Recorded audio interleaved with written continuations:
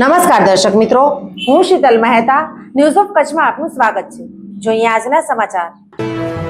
મુંબઈથી કચ્છ આવતી ટ્રેનોમાં પેસેન્જરોના સામાનની સલામતી નથી। સામાન્ય કોચ નહીં પણ સેકન્ડ એસી ડબ્બામાં પ્રવાસીઓના સામાનની ચોરી થાય છે। મુંબઈથી કચ્છ આવતી ટ્રેનોમાં તથા કચ્છથી મુંબઈ જતી ટ્રેનોમાં પેસેન્જરોનો સામાન તથા અન્ય વસ્તુઓની ચોરી અટકતી જ નથી।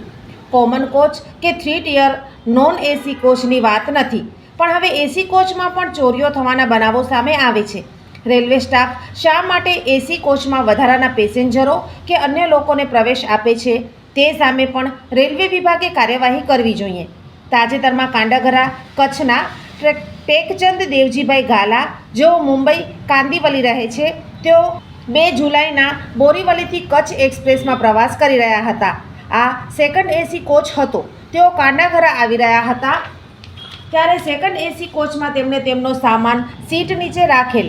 તે સામાનમાંથી દાગીનાનો ડબ્બો અને રોકડ રકમની ચોરી થઈ છે।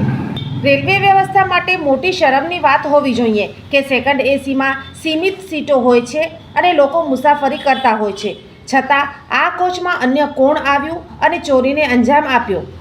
શું આ વ્યવસ્થિત આયોજનબદ્ધ ગેંગના કરતૂત છે?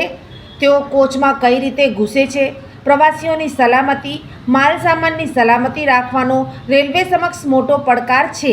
આવી ગેંગોને સલામતી કર્મચારીઓએ જહેમત ઉઠાવી પકડવી જોઈએ, જેથી રેલવેની સેવા માટે લોકોનો વિશ્વાસ બરકરાર રહે। સોફ Kutch power by Opal electronics, LG best shop, Vijaynagar road Bhuj, Rambag road Adipur. Power by KC jewellers, latest fashion ડિઝાઇનના ઓર્નામેન્ટ્સનો વિશ્વાસપાત્ર શોરૂમ, હોસ્પિટલ રોડ ભુજ। દર્શક મિત્રો, આજે તારીખ 4 જુલાઈ 2025 આ હતા આજના સમાચાર। આવતીકાલે ફરી મળીશું, ત્યાં સુધી મને રજા આપશો। નમસ્કાર।